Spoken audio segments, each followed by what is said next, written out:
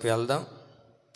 మన ప్రభువును రక్షకుడైన యేసు క్రీస్తు పరిశుద్ధమైన నామంలో ఈ ఆదివారపు ఆరాధనకు దేవుని యొక్క సన్నిధికి పరిశుద్ధ సమూహముగా చేరికుడి వచ్చిన మీ అందరికీ కూడా నా నిండు హృదయపూర్వకమైన వందనాలు, దేవునికి స్తోత్రాలు. సంతోషంగా ఉన్నాము అని అన్నవారు ఒకసారి బిగ్గరగా హల్లెలూయా అని చెప్పండి. హల్లెలూయా. ఆకాశమందున్న ఆసీనుడైన దేవుడు మిమ్మల్ని అందరినీ కూడా ఆశీర్వదించునుగాక, మీ కుటుంబాలని దీవెనకరంగా మార్చునుగాక, మీ పిల్లలందరినీ అభివృద్ధి చేయునుగాక. ఆమేన్.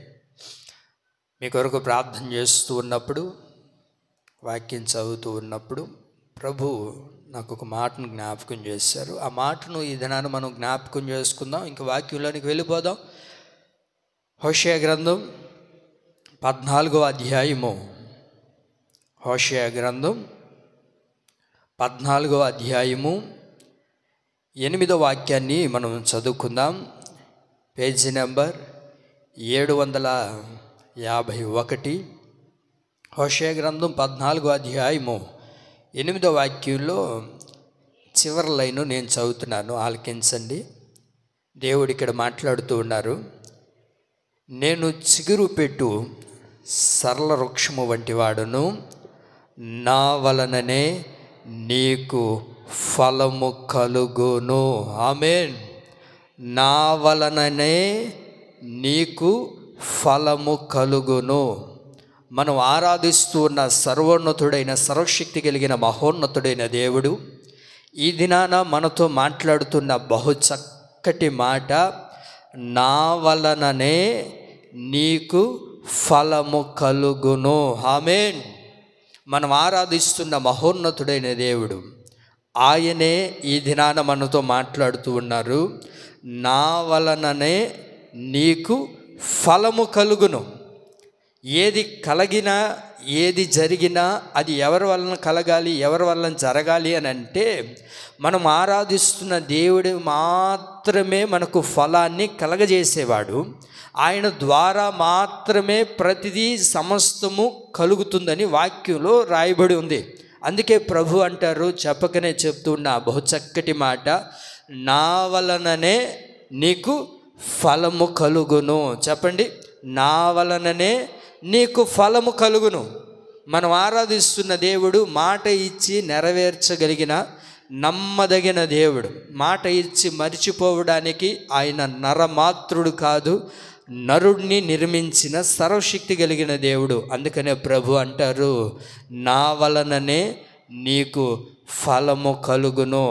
నా వలనే నీకు ఫలము కలుగుతుంది. నా ద్వారానే నీకు ఫలమును నువ్వు అనుభవించగలుగుతావు. చాలామంది మనుషుల ద్వారా కలిగింది అని అంటూ ఉంటారు. ఇది నా వల్ల జరిగిందండి, ఇది నా వల్లే అయిందండి, నేను లేకపోతే ఇది లేదండి అని పలు రకాలుగా మనుషులు మాట్లాడుతూ ఉంటారు. మన దైనందిన జీవితాల్లో ఏదైనా చిన్నది మనకు ఒక సహాయం చేశారనుకోండి, ఒక చిన్న సహాయం చేయడం ద్వారా నేను లేకపోతే వారికి దిక్కు లేదండి, నా వల్లనే వాళ్ళు ఈ రోజున ఇలా బ్రతుకుతున్నారు, నా వలనే వాళ్ళు ఇలా సంపాదించుకున్నారు, నా వలననే వాళ్ళు ఇల్లు కట్టుకున్నారు, నా వలనే వాళ్ళు బ్రతుకుతున్నారు, నా వలనే తింటున్నారు, నా వలనే బట్ట కడుతున్నారు, నా వలనే జీవిస్తున్నారు, నా వలనే బ్రతుకుతున్నారు, నా వలనే నా వలనే నా వలనే అని మనుషులు పలు రకాలుగా మాట్లాడుతూ ఉంటారు. ఒకసారి వారి యొక్క జీవితాలు ఒకసారి తొంగి చూడగలిగితే, ఏమ్మా వినాలి, ఏమమ్మా ఇదిగో పలాను వాళ్ళ వల్ల మీరు బ్రతుకుతున్నారంటగా, పలాను వాళ్ళ వల్లేనంటగా మీరు ఇంత చేసుకునింది, పలాను వాళ్ళ వల్లనేనంటగా మీరు ఇల్లు కట్టుకునింది, ఇదిగో పలాను వాళ్ళ వల్లనే అంటగా మీరు ఇంత ఆశీర్వదించబడింది, ఏం చేశారు, మీకు ఎంత ఇచ్చారు, మీకు బాగానే ఇచ్చారా అని అంటే, ఏమి ఇచ్చారండి, ఇచ్చిన మాట అయితే వాస్తవమే, కానీ ఏమి ఇచ్చారు, ఊరకనే ఏమన్నా ఇచ్చారా, లేకపోతే మేమేదో సంపాదించుకున్నాం మా చేతిలో ఉందని చెప్పి 4 రూపాయలు మాకేమన్నా ఇచ్చారా, ఏమి ఇచ్చారు, ఊరకనే ఏమి ఇవ్వలేదు మాకు. అయితే మరి ఎలాగిచ్చారండి అని అంటే 5 రూపాయలు అంట వడ్డీ. ఎంతంట? రూపాయలు వడ్డీ తీసుకుంటూ మళ్ళీ వాళ్ళ దగ్గర డబ్బు లాక్కుంటూ ఇంక మరలా మాట్లాడే మాటలు ఏం మాటలు? నా వల్లనే బ్రతుకుతున్నారు, నా వల్లనే జరుగుతుంది. వాక్యం అంటుంది మనుషుల వలన ఏది జరగదండి, మనం ఆరాధిస్తున్న దేవుడి వలన మాత్రమే మనకు ఫలము కలుగుతుంది. వాక్యంలో మనం గమనించగలిగితే దావీదు మహారాజు ఉన్నాడండి. ఈ దావీదు మహారాజు ఒకప్పుడు ఇబ్బందుల్లో ఉన్నప్పుడు ఒక వ్యక్తి వచ్చి అతన్ని ఆదరించి అతనికి మంచి మంచి పలహారాలు, మంచి మంచి వంటకాలు, మంచివి పండ్లు పలహారాలన్నీ తెచ్చిపెడతాడు. అది తినిన తర్వాత కొద్ది రోజులు గడిచిన తర్వాత దావీదు ఇప్పుడు ఇలా మాట్లాడుతున్నాడు, బ్రదర్, నేను ఒకప్పుడు కష్టకాలంలో ఉన్నప్పుడు, నేను ఇబ్బంది పరిస్థితుల్లో ఉన్నప్పుడు నీవు నన్ను మర్చిపోకుండా నన్ను సేద తీర్చి మంచిగా నన్ను ఆదరించావు కదా, కాబట్టి ఈ దినాన నువ్వు నా భోజనపు బల్ల యొద్దనే నీవు ఉండాలి. ఎక్కడుండాలి? నా భోజనపు బల్ల యొద్దనే నీవు ఉండాలి. ఇది నాకు మంచిది అనిపిస్తుంది, కాబట్టి నువ్వు ఎటు వెళ్ళిపోవద్దు, నువ్వు రావాలి, కావాలి, చేయాలి అని అన్నప్పుడు ఆ వ్యక్తి అంటాడు, అయ్యా నాకైతే రావాలని ఉంది కానీ అంత హోదా నాకు వద్దులే అని అంటాడు బర్జిలేమై. అయితే ఆయన అంటాడు, ఇదిగో నా కుమారుడు ఉన్నాడు, వాడిని దగ్గర పెట్టుకో, వాడిని నీ బల్ల యొద్ద పెట్టుకో అని అంటాడు. ఆ మాటను మనం చదువుదాం. సమూయేలు 2వ గ్రంథం 19వ అధ్యాయము 38వ వాక్యంలో చదువుండి. సమూయేలు 2వ గ్రంథం 19వ అధ్యాయము 38వ వాక్యం. రాజు, కింహాము నాతో కూడా రావచ్చును, నీ దృష్టికి అనుకూలమైన దానిని నేను అతనికి చేసేదను, మరియు నా వలన నీవు కోరినదంతయు నేను చేసేదనని చెప్పాను. దావీదు మహారాజు అంటున్నాడు, ఇదిగో నీ కుమారుని పంపించు, నీ కుమారుడు నా వలన నీవు కోరినదంతయు నేను చేస్తాను. ఒక మనిషి ద్వారా ఆదరణ పొంది, ఓ మనిషి ద్వారా ఒక సహాయాన్ని పొందుకుంటే మరి నీవు ఏది కోరుతావో అదంతా నీకు చేస్తానని ఒక సీదా మనిషి చెప్తూ ఉన్నప్పుడు సర్వాన్ని సృష్టించిన సర్వనాథుడైన యేసుక్రీస్తు ప్రభుల వారు మనతో మాట్లాడుతూ ఉన్నారు, నా వలననే నీకు ఫలము కలుగును. ఆమేన్. నా వలననే నీకు ఫలము కలుగును. ఈ లోకంలో ఉన్న ఒక ఒక ఆదరణ పొందుకొని నా వలన నీవేదైతే కోరుకుంటావో నేను నీకు చేస్తాను, నా వల్ల నీకేం కావాలో సమస్తాన్ని నీకు చేస్తానని ఒక మనిషి చెప్తూ ఉన్నప్పుడు ఆ నరమాతృని నిర్మించిన దేవుడు కూడా మనతో చెప్తున్నాడు, ఈ దినాన నా వలన నీకు ఫలము కలుగును. సమస్తమును దేవుని వలనే కలుగుతుందండి. ఈ మాట గుర్తుపెట్టుకోండి. అందుకే కొరింథీయులకు రాసిన 2వ పత్రిక 5వ అధ్యాయము 18వ వాక్యంలో రాయబడి ఉంటుంది, మీరు చదవనక్కర్లేదు కానీ సమస్తమును దేవుని వలనే కలుగుచూ ఉన్నవని రాయబడి ఉంది. సమస్తము నీ జీవితంలో ఏది జరిగినా అది ఎవరి వలన జరుగుతుందని జ్ఞాపకం చేసుకోవాలి. దేవుని వలనే కలుగుతుంది, దేవుని వలనే జరుగుతుంది. అందుకే యోహాను సువార్తలో మనం గమనించగలుగుతాం, కలిగి ఉన్నదేదియు చెప్పాలి, కలిగి ఉన్నదేదియు ఆయన లేకుండా, అది కలిగి ఉన్నది ఏది కూడా ఆయన లేకుండా కలగలేదు. ఆయన ద్వారానే, ఆయన వలననే సమస్తము కలిగింది. నీ అంతట నువ్వు గట్టేసుకున్నావా ఇల్లు? నీ అంతట నువ్వు బిడ్డలు కన్నావా? నీ అంతటే నువ్వు అభివృద్ధి పొందావా? కాదు కాదు కాదు. వాక్యం ఏముంటుందో తెలుసా? ఆయన వలననే. చెప్పండి, ఎవరి వల్ల? ఆయన వలనే. కలిగి ఉన్నది ఏది కూడా ఆయన లేకుండా కలగలేదు, ఆయన ద్వారానే సమస్తం కలిగింది. కొంతమంది అంటారు, నేనేనండి ఇల్లు కట్టింది. ఏ ఇల్లు? ఇల్లు నేనే కట్టానండి, ఈ 3 అంతస్తుల ఇల్లు నేనే కట్టాను, అంతా నా వల్లనే జరిగింది. కాదు కాదు కాదు. మీకు ఒక విషయం తెలుసా? కోట్ల రూపాయలు ఉండే వాళ్ళు కూడా ఇల్లు కట్టుకోకుండా బాడిగింట్లో ఉండే వాళ్ళు ఉండరు. మీకు తెలుసా? అవునా కదన్నా? బెంగళూరులో ఎంతమంది సంపాదించే వాళ్ళు లేరు? నెలకు లక్షలు సంపాదిస్తారు, కానీ మంచి ఇల్లు కట్టుకునే వసతి లేదు. ఇవన్నీ నీకు కలిగాయి అని అంటే ఎలా కలిగింది? నీ ద్వారా కలిగిందా? నీ బలం ద్వారా కలిగిందా? నీకు కలిగిన జ్ఞానం ద్వారా కలిగిందా? వాక్యం ఏమంటుందో తెలుసా? కలిగి ఉన్నదేది ఆయన లేకుండా కలగలేదు. ఆయన ద్వారానే కలిగింది, ఆయన ద్వారానే జరిగింది. ఆయన లేకుండా ఏది కలగలేదు. మన దైనందిన జీవితాల్లో మనం ఏది పొందుకున్నా, మన జీవితంలో ఏది జరిగినా అది ఎవరి వలన చెప్పండి అమ్మా? అది ఏది జరిగినా, మేలు జరిగినా కీడు జరిగినా, ఏది జరిగినా అది దేవుడి వల్లనే. మేలు జరిగినప్పుడు దేవుడు చేశాడని ఎగరతాం. అదే ఒక కీడు, ఒక అపాయము, లేకపోతే ఒక పరిస్థితి మన జీవితంలో కలిగితే ఏం దేవుడండి, ఏం చేశాడండి నాకు దేవుడు అని మాట్లాడుతూ ఉంటాం. అందుకే యోబు భక్తుడు అంటారు. చదువుతారు మీరు ఆ మాటను? యోబు గ్రంథం 2వ అధ్యాయం 10వ వాక్యం. యోబు గ్రంథం 2వ అధ్యాయము 10వ వాక్యంలో, అందుకతడు, మూర్ఖురాలు మాట్లాడినట్లు నీవు మాట్లాడుచున్నావు. మనము దేవుని వలన మేలు అనుభవించదమా? కీడు అనుభవించతగదా? కీడు మనము అనుభవించతగదా? దేవుని ద్వారా మేలే అనుభవించాలా? కీడు అనుభవించలేమా? చెప్పండి, వినాలి మీరు, నా మాటలు వినాలి. ఏమంటారు? మూర్ఖురాలు మాట్లాడినట్లుగా మాట్లాడుతూ ఉన్నావు. ఒకప్పుడు మేలును అనుభవించాంగా, ఒకప్పుడు సంతోషాన్ని అనుభవించాంగా, ఒకప్పుడు ఆనందాన్ని అనుభవించాంగా. ఇప్పుడు ఏదో చిన్న కీడు కలిగిందని, ఒక చిన్న బాధ ఎదురైందని, ఒక చిన్న శోధన ఎదురైందని దేవుడిని దూషించమంటావా? దేవునికి వ్యతిరేకంగా బ్రతకమంటావా? నా దేవుని ప్రియులారా, మనకు ఏది సంభవించినా, ఏది కలిగినా అది ఎవరి ద్వారా కలుగుతుంది చెప్పండి? దేవుని ద్వారానే కలుగుతుంది. నేను వాక్యం చదివేటప్పుడు యోబు ఎందుకు ఆ మాట మాట్లాడుతూ ఉన్నారు? దేవుడి ద్వారా మేలు జరిగినప్పుడేమో దేవుడు అంటే ఎగిరాము.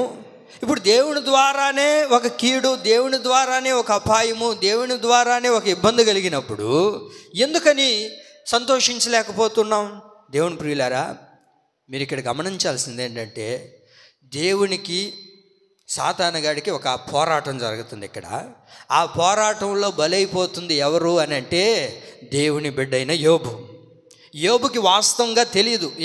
ఏం తెలియదు యోబుకి అంటే, సాతానుగాడు దేవుని దగ్గరికి వెళ్ళి, ఇదిగో యోబు ఇలాంటి వ్యక్తి, యోబును శోధించాలి, యోబుని ఇలా పరీక్షించాలి, యోబుకి అన్నీ తీసివేసి వాడిని శోధిస్తాను, నేను పరిశోధిస్తాను, నిన్ను దూషిస్తాడు. ఈ సంభాషణ అంతా యోబుకి తెలుసా? చెప్పాలి మీరు, యోబుకి తెలుసా? ఎప్పుడైనా దేవుడు కూడా, యోబు సాతానుగాడు వచ్చి ఇట్లా సవాల్ చేశాడు, నువ్వు కొంచెం బలంగా ఉండాలి అని ఎప్పుడైనా దేవుడు వచ్చి యోబుతో మాట్లాడా? మాట్లాడలేదు. కానీ యోబుకి ఏంటంటే, దేవుడు ఏది చేసినా నా మేలు కొరకే. దేవుడు ఏది చేసినా అది నా మేలు కొరకే. ఎప్పుడు కూడా దేవుడు నాకు కీడును తలపెట్టడన్న విషయాన్ని గ్రహించగలిగాడు యోబు. ఏది చేసినా ఏదో ఒక మేలు ఉంటుంది. ఆయన ఏది చేసినా నా మంచి కొరకే చేస్తాడు. ఈ పోరాటాన్ని ప్రభు నాకు కలగజేసాడంటే ఏదో జరిగింది, మ్యాటర్ ఏదో జరుగుంది. కాబట్టి మేలు జరిగినా కీడు జరిగినా అది దేవుని కొరకే, అది నా మేలు కొరకే.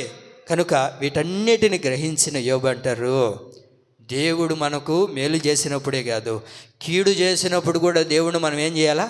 ఆరాధించేవారిగానే ఉండాలి, దేవుని స్తుతించేవారిగానే ఉండాలి, దేవుని మహిమపరిచేవారిగానే మనం ఉండాలి. ఎందుకో తెలుసా? ఏది జరిగినా ఎవరి వల్ల? దేవుని వల్లనే జరుగుతుందండి. ఏది జరిగినా, ఏది జరగాలన్నా, ఏది ఎట్లా జరగాలో అది దేవుని చిత్తమై ఉన్నది. ఆమేన్. అంత మన చేతిలో ఏమీ లేదు. ఆయన లేకుండా ఏది కలగలేదు, ఏది జరగదు, ఏది జరగబోదు కూడా. ఇది వరకు జరిగింది ఆయన వల్లనే, ఇప్పుడు జరుగుచూ ఉన్నది ఆయన వల్లనే, ఇంక మీదట జరగబోయేది ఎవరో నా వల్ల అంటున్నారు. నీ వల్ల నా వల్ల పైసా దమ్మిడి ఆదాయం కూడా ఉండదు, ఏం కదలదు, ఏమన్నా జరుగుతుందా? ఏది జరగాలన్నా, ఏది రావాలన్నా ఆయన వలన మాత్రమే జరుగుతుంది. ఆమేన్. అయితే ఆయన వలననే మన జీవితంలో ఎలాంటి కార్యాలు ప్రభు చేస్తాడు. ఆయన వల్లనే మన దైనందిన జీవితాల్లో ఎలాంటి అద్భుతాలు మనం చూడగలుగుతాం.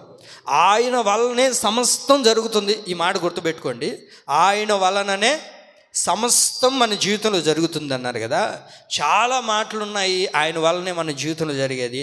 మనం పుట్టినది మొదలుకొని చనిపోయే అంతవరకు ఆయన వల్లనే. ఏమండి, మనం పుట్టినది మొదలుకొని తల్లి గర్భంలో రూపింపబడక మునిపే ఆయన మనల్ని గుర్తెరిగాడు. మరణించేంతవరకు ఆయన గుర్తెరుగుతున్నాడు. మరణించేసిన తర్వాత కూడా ఆయన మనల్ని గుర్తెరుగుతున్నాడు. కనుక సమస్తం ఆయన వల్లనే జరుగుతుంది. ఆయన వలననే మన జీవితంలో ఎలాంటి కార్యాలు ప్రభు చేయబోతూ ఉన్నాడు. ఇన్ని దినాలు ఒకవేళ నా వల్లే అయిందండి, నా టాలెంట్ వల్లే, లేకపోతే నన్ను చూసి నేనే నిజాయితీపరురాలని, లేకపోతే నేనే నిజాయితీపరుణ్ణని, నన్ను ఇంత స్థానంలో పెట్టారు అని అనుకోబాకండి. నీకు ఏది వచ్చినా అది ఎవరి వల్ల జరిగింది? దేవుని వల్లనే. రత్నక్క, టీచర్ అమ్మలందరి మీద నిన్ను ఒక ఉన్నత స్థితిలో నిలబెట్టారు అంటే అది ఎవరి వల్ల? నీ టాలెంటా, లేకపోతే అన్నగారు పలుకుబడా, లేకపోతే ఎవరైనా రికమెండేషనా? అది దేవుని వలన మాత్రమే జరుగుతుందండి. దేవుడు లేకుండా, ఆయన లేకుండా ఏది జరగలేదు. మన కుటుంబంలో ఏది కూడా జరగదు. మరి ఇంతకీ ఆయన వలన మన జీవితంలో ఏం కలగబోతుంది, ఎలాంటి కార్యాలు ప్రభు చేయబోతున్నాడో ఒక 2-3 మాటలు చెప్పి నేను ముగిస్తాను త్వరగా. మొదటి మాట, ఆయన వలననే మన జీవితంలో ఏం జరగబోతుందంటే ఆయన వలననే మనకు రక్షణ కలగబోతుంది. ఆయన వలనే మనకు రక్షణ కలుగును. చదువుతారు మీరు ఆ మాటను. ఇర్మియా గ్రంథం 3వ అధ్యాయము 23వ వాక్యం. ఇర్మియా గ్రంథం చదవండి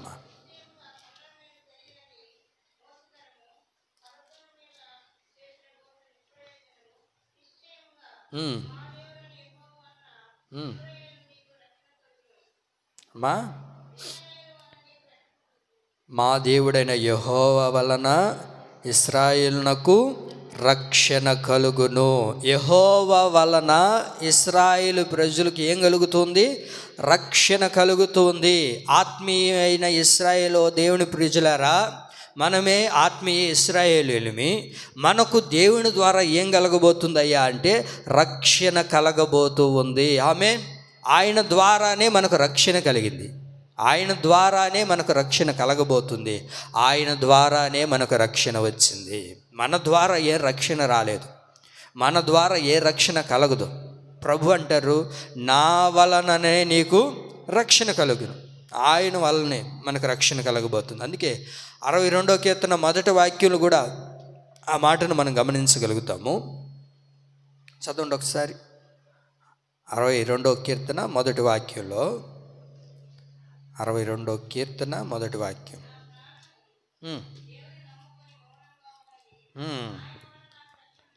ఆయన వల్లనే నాకు రక్షణ కలుగును. నా ప్రాణమా, నీ వలన అనుకుంటున్నావా? ఇది ఎవరి వలన కలుగుతుంది? ఆయన వలననే. చెప్పండి, ఎవరి వల్ల? ఆయన వల్లనే నాకు రక్షణ కలుగుతూ ఉన్నది. నేను దేవుడిని నమ్ముకొని మౌనంగా ఉన్నాను. ఎలాంటి పరిస్థితులు ఎదురైనా, ఎలాంటి అవరోధాలు ఎదురొచ్చినా, ఎలాంటి పరిస్థితులు నా జీవితంలో కలిగిన ఆయన వల్లనే నాకు రక్షణ కలుగుతుంది. ఆయన ద్వారానే కదా రక్షణ కలిగేది. ఆయన ద్వారానే కదా మనకు రక్షణ అనుభవిస్తూ ఉన్నాము. మరి నీ ద్వారా నా ద్వారా ఏమన్నా కలుగుతుందా అని అంటే మన ద్వారా ఏది కలగదు. ఆయన వల్లనే మనకేం కలగబోతుంది? రక్షణ కలగబోతుంది. దావీదు అనేక ఇబ్బంది కొలిమిలో నడిపించబడుతూ ఉన్నారు. అలాంటి పరిస్థితుల్లో దావీదు ఉంటూ ఉన్నప్పుడు ఎవరు కూడా అతనికి సహాయం చేసిన వాళ్ళు లేరు, ఎవరు కూడా అతనికి రక్షణ కలగజేసిన వారు లేరు. కానీ అందుకే అంటారు, ఆయన వలననే నాకు రక్షణ కలుగుతూ ఉన్నది. ఆయన వల్లనే నాకు రక్షణ కలుగుతూ ఉన్నది. మీరు బైబిల్లో గమనించగలిగితే పౌలు శీలను బంధించారు. బంధించిన తర్వాత వారిని చెరసాల్లో వేశారు. చెరసాల్లో వేసిన తర్వాత వాళ్ళు అక్కడ ఏం చేస్తూ ఉన్నారు?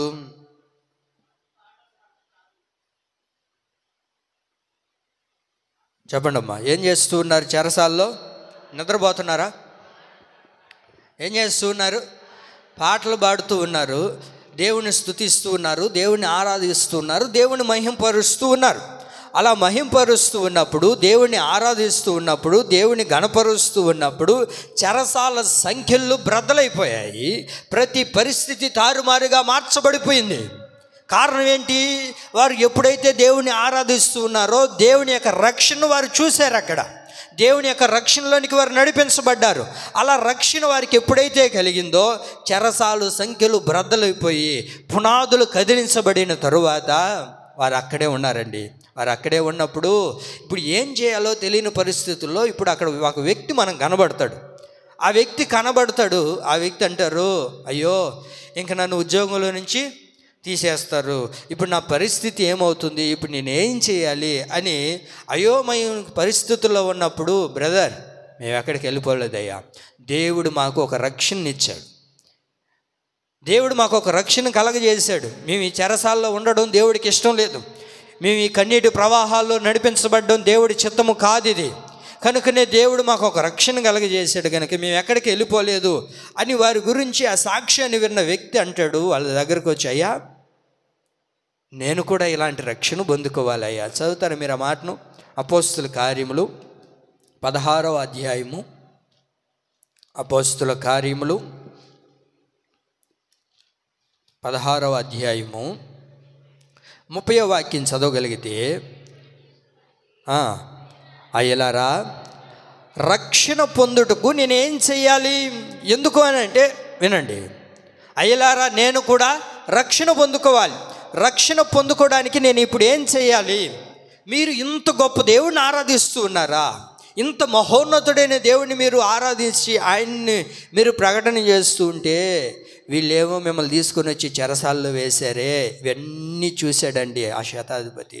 చూసి ఆ సైనికుడు చూసి అంటాడు, అయ్యా మీరు పొందుకున్న రక్షణ భాగ్యాన్ని నేను పొందుకోవాలంటే ఏం చేయాలి? దేవుడు మనకు ఒక రక్షణ భాగ్యాన్ని కలగజేశాడు. ఆ రక్షణ భాగ్యంలో మనం నిలిచి ఉండాలి. ఆ రక్షణ భాగ్యంలో నుంచి బయటికి వెళ్ళిపోకూడదు. దేవుడు ఒక రక్షణ నీకు ఎందుకు కలగజేశాడు? నీ మీద నమ్మకం ఉంచి, నీ మీద విశ్వసించి, నువ్వు ఒక మంచి వ్యక్తివని దేవుడు నిన్ను నమ్మి ఇంత గొప్ప రక్షణ భాగ్యాన్ని ప్రభు మనం కలగజేస్తే, అందుకే హెబ్రీ పత్రికలో ఉంటుంది కదా, దేవుడు ఇచ్చిన రక్షణ భాగ్యాన్ని అనేక మంది ఏం చేస్తూ ఉన్నారు అని అంటే నిర్లక్ష్య పెడుతూ ఉన్నారు. ఏం చేస్తూ ఉన్నాం? నిర్లక్ష్య పెడుతున్నాం. ఏం వందలే,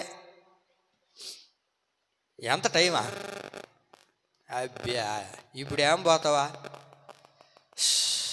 ఫస్ట్ మెసేజ్ పోదాంలే, పాటలు అవి ఉంటాయి, ఏమై ఉంటాయి 10:40కి పాటలు అవి ఉంటాయి. ఆ తర్వాత 11:30కి అవుతుంది. ఆ తర్వాత 10 నిమిషాలు ఆరాధన చేస్తారు. ఆరాధన చేసేటప్పుడు బావచ్చు. ఎవడు అడుగుతాడు? ఎవరు అడుగుతారు మనల్ని? మనల్ని ఎవరైనా అడుగుతారా? మనల్ని ఏమన్నా పడతారా? అడిగారా? లేపేద్దాం వాళ్ళని బాంబు పెట్టి. మీరు బాంబు పెట్టి లేపినా నేనేం పోను. ఏమండి? ఎన్ని గంటలకు ఆరాధన? ఒక రక్షణ భాగ్యాన్ని నిన్ను నమ్మే కదా ప్రభు నీ చేతిలో పెట్టాడు. ఆ రక్షణ భాగ్యాన్ని చూసే కదా అనేక మంది మారు మనసు పొందాలి. దేవుడు నీకు ఇచ్చిన ఆ రక్షణ భాగ్యాన్ని చూసే కదా అనేక మంది నీ వైపు త్రిప్పబడాలి, దేవుని వైపు త్రిప్పబడాలి. ఈ పౌలు శీలను చూసి ఒక వ్యక్తి ఏమయ్యాడు? ఒక అధికారి. ఆయన ఏమండి, ఒక అధికారి. అయ్యలారా ఈ రక్షణ భాగ్యాన్ని నేను పొందుకోవాలంటే నేనేం చేయాలి? వాస్తవానికి మనలో రక్షణ ఉందా లేదా చెప్పండి అమ్మా? రక్షణ ఉన్నదా? ఎక్కడుంది? బీరువాలో ఉందా? ఎక్కడుంది రక్షణ? మీరు గమనించండి. అయ్యలారా ఈ రక్షణ భాగ్యాన్ని మేము పొందుకోవాలి అని అంటే, నేను పొందుకోవాలంటే నేనేం చేయాలి అంటే, అందుకు వారు ప్రభు అయిన యేసునందు విశ్వాసముంచుము, అప్పుడు నీవును నీ ఇంటి వారును రక్షణ పొందుకుంటారు. రక్షణ ఎప్పుడు కలుగుతుందయ్యా అంటే దేవుని మీద విశ్వాసం ఉంచాలి. నువ్వు దేవుని మీద విశ్వాసం ఉంచిన వాడు ఏం చేస్తాడు? ఆరాధన 10 గంటల కంటే 12 గంటలకు వస్తాడా? 1 గంటకు వస్తాడంట. తాత చెప్పినట్టు వస్తారు. వచ్చే మహానుభావులు కూడా ఉన్నారు. చివరిలో వచ్చి చేయి పెట్టి ప్రార్థన చేసుకొని పోయే వాళ్ళు కూడా ఉన్నారండి. నా దేవుని ప్రియులారా, దేవుని మీద విశ్వాసం ఉంచగలిగితే ఆ రక్షణ భాగ్యాన్ని నువ్వు పొందుకోగలుగుతావు. ఎలా కలుగుతుందయ్యా రక్షణ భాగ్యం అని అంటే వారు అన్నమాట ఏంటి? మీరు దేవుని యందు ప్రభువునందు విశ్వాసం ఉంచండి. నువ్వు దేవుని యందు విశ్వాసం ఉంచగలిగితే నీవును, అక్కడేమనుంది, నీవును నీ ఇంటి వారు రక్షణ పొందుకుంటారు. నువ్వు దేవుని మీద విశ్వాసం ఉంచు. నువ్వు దేవుని సన్నిధిలో విశ్వాసం ఉంచగలిగితే నీ విశ్వాసము ద్వారానే నీవు, నీ ఇంటి వారు, నీ పిల్లలు, నీ కుటుంబీకులు అందరూ కూడా రక్షించబడతారు. నువ్వు విశ్వాసం ఉంచగలిగితే నీ గ్రామం రక్షించబడుతుంది. నీ విశ్వాసం ఉంచగలిగితే నీ పిల్లలు రక్షించబడతారు. నీ విశ్వాసం ఉంచగలిగితే ఎంత మూర్ఖుడైనా నీ భర్త అయినా సరే ఏం చేయబడతాడు? రక్షించబడతాడు. వాక్యం అబద్ధం అంటారా? వాక్యం అబద్ధమా? వాక్యం నిజమైనది, అది జీవము కలిగింది, అది ప్రభువులోనికి నడిపించగలిగింది. మరి ఎందుకని? దేవుని మీద నువ్వు విశ్వాసం ఉంచితే కదా, ఆ విశ్వాసంలో నువ్వు నడిపించబడగలిగితే నీవును నీ ఇంటి వారు ఏం చేయబడతారు? రక్షణ పొందుకుంటారు, రక్షణలోనికి నడిపించబడగలుగుతారు. ఒకానొక రోజు భూమి అంతా ఎలాగైపోయిందయ్యా అని అంటే చెడిపోయినదంట. ఏమైపోయిందంట? చెడిపోయింది. ఎక్కడ ఏ కోణంలో కూడా మంచే లేదు. ఏమండి, మానవుని యొక్క హృదయం చెడిపోయింది, ఆలోచన తీరు చెడిపోయింది, ప్రవర్తన చెడిపోయింది, మాట చెడిపోయింది, ఏం లేదు. ఇంకా ఎట్టుందయ్యా ఒక మాటలో ఆ రోజున అని అంటే, నోవాహు దినాల్లో ఎలాగుందయ్యా అంటే ఇప్పుడు ఎలా ఉందో ఆ రోజుల్లో కూడా అలాగనే ఉంది. ఎలా ఉంది అది చెప్పమంటారా? ఒకప్పుడైతే ఇది వరకు ఒక 1990, 80లో ఒక ఆడ మనిషి ఎదురు వస్తూ ఉన్నా, వాళ్ళ సొంత మేనమామైనా ఏమండి, వరుసకి మామైనా ఎవరైనా సరే చూడండి, ఆడబిడ్డలు తల ఉంచుకొని తల ఎత్తరు, అసలు ఇంక ఇంట్లో పరిగెత్తుకుంటూ వెళ్ళిపోతారు. అది ఇప్పుడైతే ఏంటండి సైలెంట్గా ఉండరు? ఇప్పుడైతే ఎలా ఉంటుంది? మేనమామలేమో వరుస వచ్చిన వాళ్ళని ఎక్సం పట్టడం, వాళ్ళు వీళ్ళని కిండలు చేసుకోవడం. నోవాహు దినాల్లో కూడా ఇలాగే ఉండింది. వాయ వరస లేకుండా ఏమండి ఎట్టబడితే అట్ట మాట్లాడుకోవడం, ఎట్టబడితే అట్ట చేసుకోవడం, ఏమండి అన్నిటినీ తప్పిపోయి ఉన్నారు. పాపం విస్తరించబడిపోయింది. దేవుడు భూమిని చూసినప్పుడు, నరుల్ని గమనించినప్పుడు ఎలా ఉన్నారయ్యా అంటే పాపముతో నింపబడిపోయి ఉన్నారంట. పాపపు ఆలోచనలతో కూరుకుపోయి ఉన్నారంట. అలాంటి పరిస్థితుల్లో ఉన్నప్పుడు భూమి మీద ఉన్న ఏ నరుడు కూడా మంచిగా లేడే, ఎవడు కూడా నీతిమంతుడిగా లేడే అని ప్రభు వెతుకుతూ ఉన్నప్పుడు ప్రభు కనుదృష్టికి ఒక వ్యక్తి కనబడ్డాడు. ఆయన పేరే నోవాహు. నోవాహు యొక్క జీవితాన్ని మనం గమనించగలిగితే ప్రభు అంటారు, నోవాహు ఒక్కడే, చెప్పండి, నోవాహు ఒక్కడే నీతిమంతుడిగా కనబడ్డాడు దేవుడికి. నోవాహు ఒక్కడే నీతిమంతుడిగా కనబడ్డాడు. ఒక పెద్ద బాధ్యతను ప్రభు అప్పగించాడు. అప్పగించిన తర్వాత నోవాహు ఇప్పుడు ఏం చేస్తున్నాడయ్యా అంటే ఓడను గడుతూ ఉన్నాడు. ఇది ఏ ఓడ అని అంటే బైబిల్లో రాయబడింది. హెబ్రీ పత్రిక 11వ అధ్యాయం 7వ వాక్యంలో నోవాహు తన ఇంటి వారి కొరకు రక్షణ ఓడ సిద్ధపాటు చేసెను. ఆమేన్. ఏ వాడను గడుతూ ఉన్నావయ్యా, ఏ వాడను సిద్ధపాటు చేస్తున్నావు అంటే రక్షణ వాడది. ఏ వాడ? రక్షణ అనే వాడను గడుతూ ఉన్నాడు. నా దేవుని ప్రియులారా, మనం ఒక వాడను నిర్మించేవాడిగా ఉండగలుగుతున్నామా? ఒక ఓడను సిద్ధపరిచే వారిగా ఉండగలుగుతున్నామా? అబ్బే నా వల్ల కాదండి. ఈ వాడు ఎవడు కడతాడండి? ఈ వాడిని ఎవరు నిర్మించగలుగుతావు? మా వల్ల కాదు. మాకు ఎన్ని పనులు అనుకున్నావు? ఉదయం లేస్తే పడుకునేదాకా ఆ మాటలు ఈ మాటలు, ఆ వ్యవహారాలు ఈ వ్యవహారాలు, వాళ్ళు ఎట్లా పోయారు వీళ్ళు ఎట్లా పోయారు చెప్పమంటే చెప్పుకుంటా బ్రతుకుతాం. కానీ వాడ నిర్మించమంటే కట్టుకోగలుగుతామా? వాడని కట్టండి, సిద్ధపాటు చేయండి. ఆ వాడ ద్వారా ఏం కలుగుతుంది? తన ఇంటి వారు అందరినీ కూడా ఏం చేసుకోగలిగాడు నోవాహు గారు? రక్షించుకోగలిగాడు. ఆ రక్షణ ఓడలోనికి వారు రాగలిగారు. మన గ్రామం మారుతుందా? మారుతుంది అంటారా? ఏదో ఒకటి చెప్పండి, విశ్వాసంతో చెప్పండి. ఏంటండి మారుతుందా? ఖచ్చితంగా మారుతుంది. అది మారాలి అని అంటే మనం ఏం చేయాలా? విశ్వాసం అనే ఓడను నిర్మించుకోవాలి. ఈరోజు కాకపోయినా ఏదో ఒక రోజున ప్రభు వారిని రక్షించడం ప్రారంభిస్తాడు. అందుకే అయ్యలారా, మేము రక్షణ మార్గంలోనికి రావాలి అని అంటే నువ్వు విశ్వసించు. నోవాహు విశ్వసించగలిగాడు, నోవాహు నమ్మగలిగాడు, కనుకనే ఆ ఓడను నిర్మించుకోగలిగాడు. ఆ ఓడలోనికి తన కుటుంబీకుల్ని, తన వారిని అందరినీ కూడా రక్షించుకోగలిగాడే.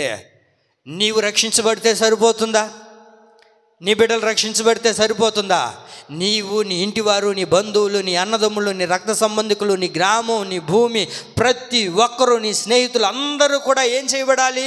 రక్షించబడాలి. రక్షణ అనే ఓడలోనికి రావాలి, రక్షణలోనికి నడిపించబడాలి కదా. రక్షణలోనికి నడిపించబడాలి అని అంటే ఒక ఓడను కట్టే వ్యక్తిగా నీవు మారాలి. ఓడను కట్టేటప్పుడు అనేక మంది నిన్ను ఇబ్బంది పరుస్తారు. ఓడను కట్టేటప్పుడు నిన్ను అనేక మంది తృణీకరిస్తారు. ఓడను నిర్మించేటప్పుడు ఒక మూర్ఖురాలు అని మాట్లాడతారు. ఓడను కట్టేటప్పుడు నువ్వు జ్ఞానం లేనివాడు అని తిడుతారు. ఎంతమంది తిట్టినా, ఎంతమంది ఎన్ని మాట్లాడినా నీ ఓడను కట్టడం నువ్వు మానేయకూడదు. మానేయచ్చా?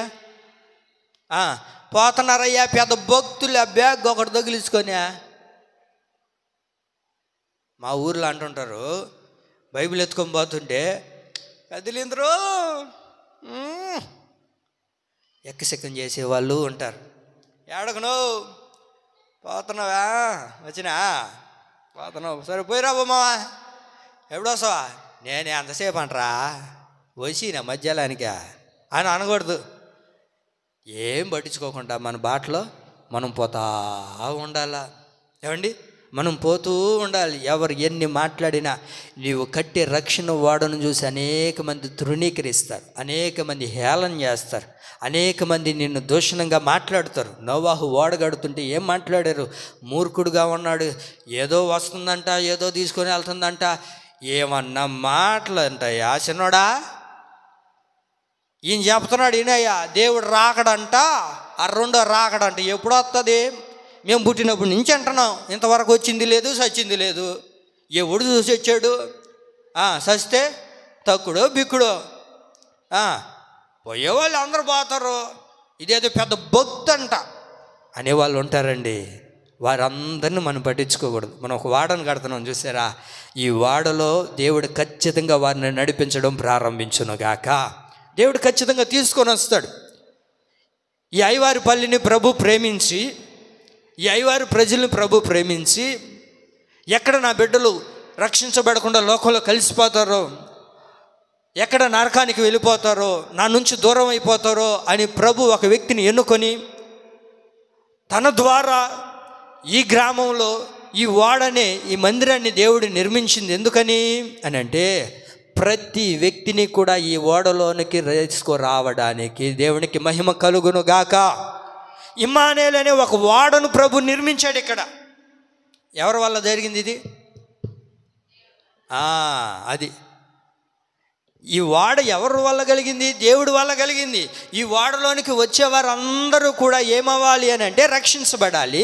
రక్షించబడిన వాడిలో ఏముండాలి అంటే విశ్వాసం ఉండాలి. నీలో విశ్వాసం ఉంటే నీ బంధువులు ఖచ్చితంగా రక్షించబడతారు.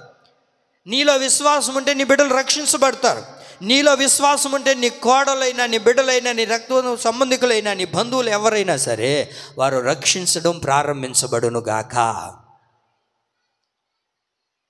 సంతోషం తల్లిగారు వారి యొక్క కొడుకు తెలుసా మీకు?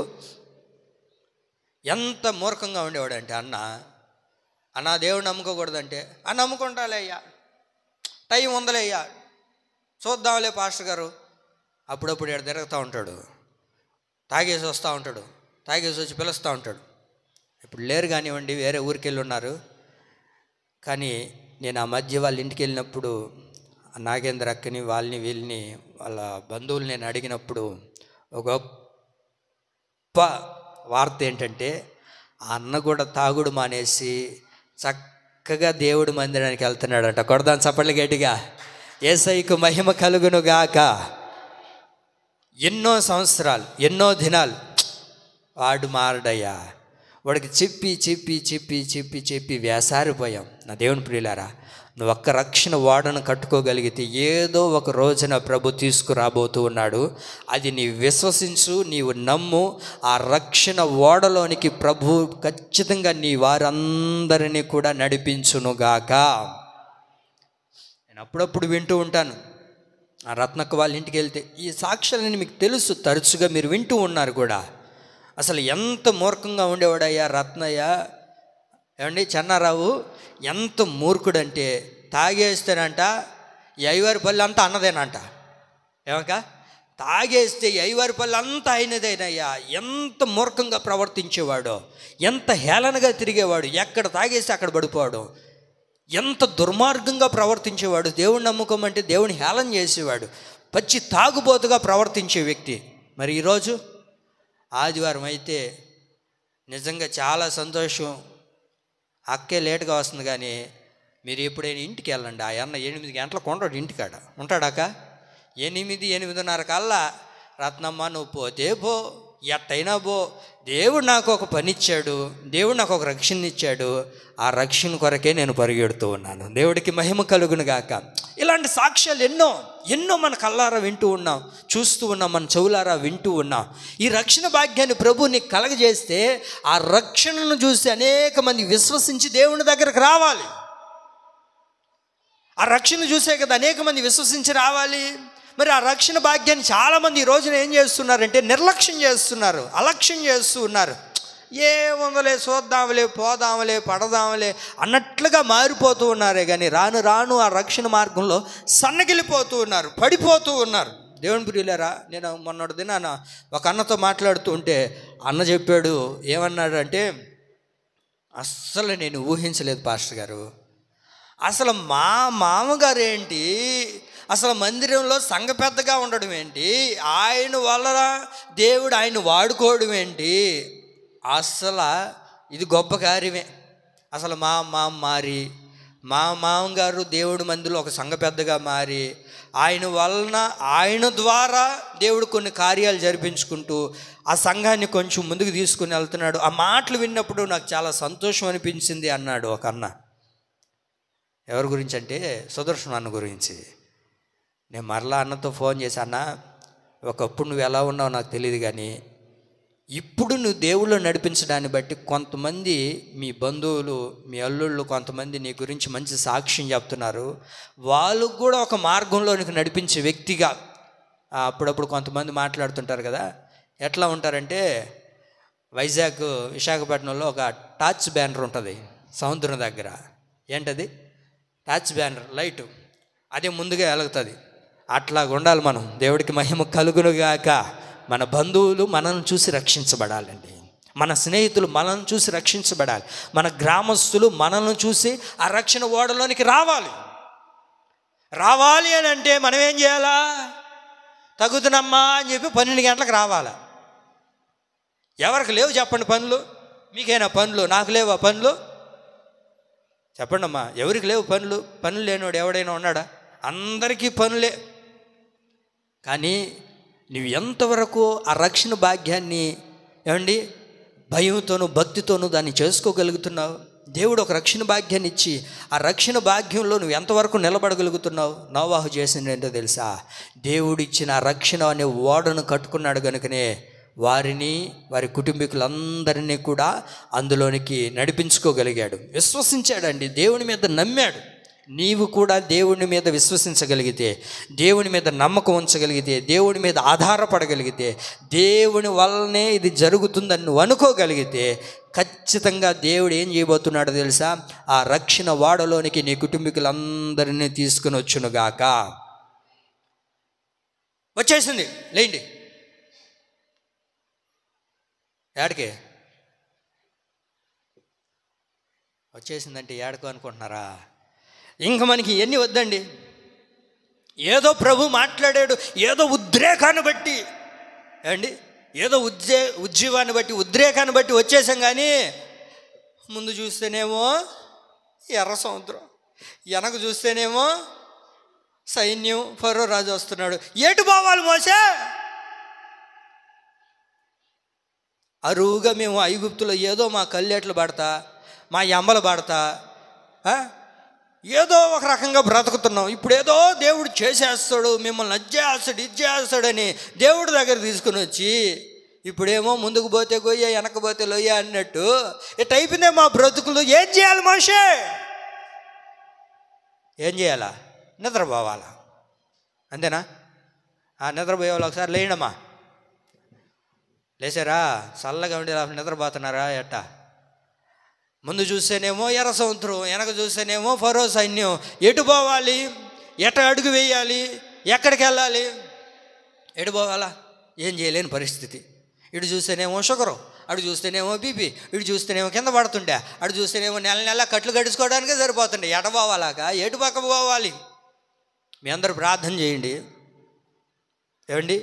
దేవుడు ఖచ్చితంగా నీకు ఒక రక్షణ భాగ్యాన్ని ప్రభు కలగజేస్తాడు. ఆమె ఇలాంటి పరిస్థితుల్లో ఉన్నప్పుడు మోషే దగ్గరకు వచ్చి మోషేని భయంకరంగా తిడుతున్నారు, భయంకరంగా అరుస్తున్నారు. ఏం అర్థం కాలేదు మోషేకి. ఇప్పుడు ప్రభు దిగి వచ్చాడు, మోషేతో మాట్లాడిన మాటలను బట్టి ఇప్పుడు మోషే అంటున్న మాట ఏంటో తెలుసా? మోషే అంటున్న మాట ఏంటో తెలుసా? ఇశ్రాయేలు ప్రజలతో, ఇదిగో ప్రభు కలగజేయబోతున్న రక్షణను మీరు ఏం చేయాలో తెలుసా? ఓరకనే నిలిచియుండి చూడండి. ఆమేన్. ప్రభు కలగజేస్తున్న రక్షణ మనం ఏం చేయాలా అమ్మమ్మ? చూడడం కాదు, ఓరకనే నిలిచిండు చూడాల. ప్రభువా ఎట్ట చేస్తావో చెయ్యి. ఏమండి? ఎట్టు చేస్తావో నీ వల్ల ప్రతిదీ జరుగుతుంది కదా ప్రభువా, నీ వల్ల అయింది చెయ్యి, నేను ఇట్లాగే నిలిచిపోతా. వాడి దగ్గర చంపించినా నాకు ఇబ్బంది లేదు, సముద్రంలో నన్ను ముంచేసినా నాకు ఇబ్బంది లేదు. కానీ నీవిచ్చిన రక్షణలో నుంచి, నీవు కలగజేసిన ఈ భాగ్యంలో నుంచి నేను బయటికి పోనయ్యా. ఈ తీర్మానం చేసుకోండి ఒకటి. ఏమండి?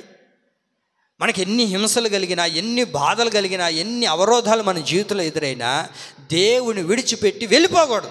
మునిగితే సముద్రంలోనైనా మునగదాం, ఫరో చేతులైనా చద్దాం. చెప్పండి అండి, చద్దామా మునగదామా?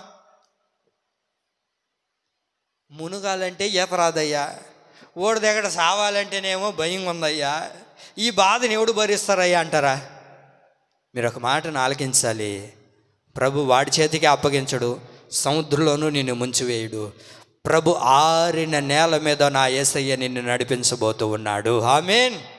ఆరిన నేల మీద ప్రభు వారిని నడిపించాడా లేదా అనుకున్నారా? ఇది సాధ్యమవుతుందని అనుకున్నారా? దేవుని వలననే వారికి ఏం కలిగింది? రక్షణ కలిగింది. కలగాలి అని అంటే ఏం చేయాలా? నోటి మీద ఏలేసుకొని ఓ రకనే చూస్తూ ఉండడమే మన పని. ఎందుకనంటే పిలుచుకున్నది ఆయన, ఏమక్క తీసుకొని వచ్చుకునేది ఆయన, రక్షణ ఇచ్చింది ఆయన. మనం విశ్వాసం ఉంచే కదా దేవుడు రక్షణలోనికి వచ్చాము. ఏది చేయాలనుకున్నా ప్రభువే. ప్రభువా నువ్వు ఎంతవరకు జరిగిస్తావు జరిగించు, ఏం చెయ్యాలనుకుంటావో చెయ్యి. నన్ను ముంచేసినా నీ ఇష్టమే, తేల్చినా నీ ఇష్టమే. ముంచేసావు అని అంటే ప్రజలు, దేవుడిని నమ్మకుండా ఉండే వాళ్ళందరూ ఏమంటారు? వాళ్ళ దేవుడు వాడిని ముంచేసాడు రా నడేట్లో అని అంటారు. అదే సైన్యం దగ్గర చంపించేసి వాళ్ళ దేవుడు తీసుకొని పోయి రా ఫరో సైన్యం దగ్గర చంపించేసి అని అంటారు. దేవునికి అవమానం లేకుండా ప్రభు చేస్తాడుగా.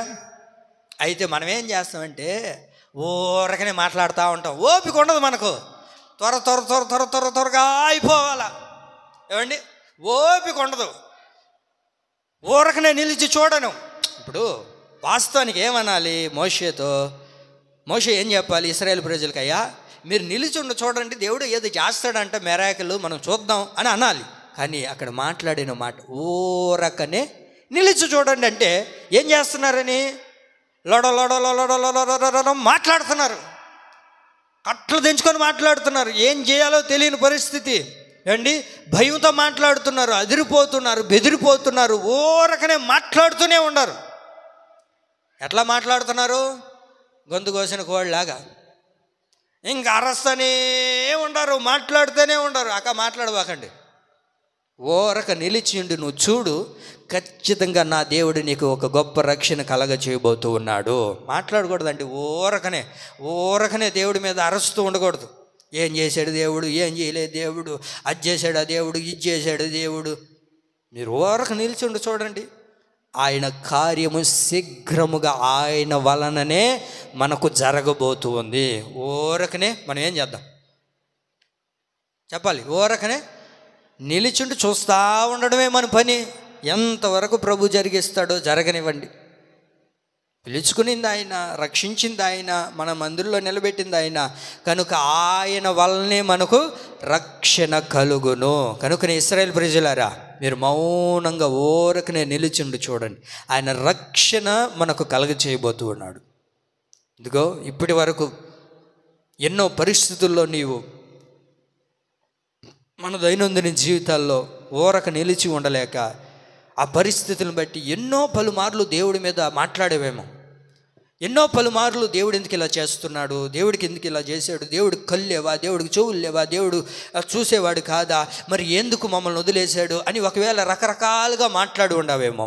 నువ్వు ఊరక నిలిచి ఉండి చూడు. ఈ సంవత్సరం ముగింపు అయ్యేసరికి, ఇంక ఈ సంవత్సరం ముగింపు అంటే ఎన్ని రోజులు ఉంది ఇంకా? 10-15 రోజులు వేసుకోండి. ఏమండి, ఈ దినాల్లో ప్రభు ఖచ్చితంగా ఈ 10 రోజుల కల్లా నా యేసయ్య నీ జీవితంలో గొప్ప కార్యాలు జరిగించునుగాక, ఒక గొప్ప రక్షణ ప్రభు కలగచేయునుగాక, ఒక గొప్ప రక్షణ మార్గాన్ని ప్రభు తెరుచునుగాక. ఆయన వలననే రక్షణ కలుగును. రెండో మాట, ఆయన వలననే సహాయము కలుగును. చదువుతారు 121వ కీర్తన, 121వ కీర్తన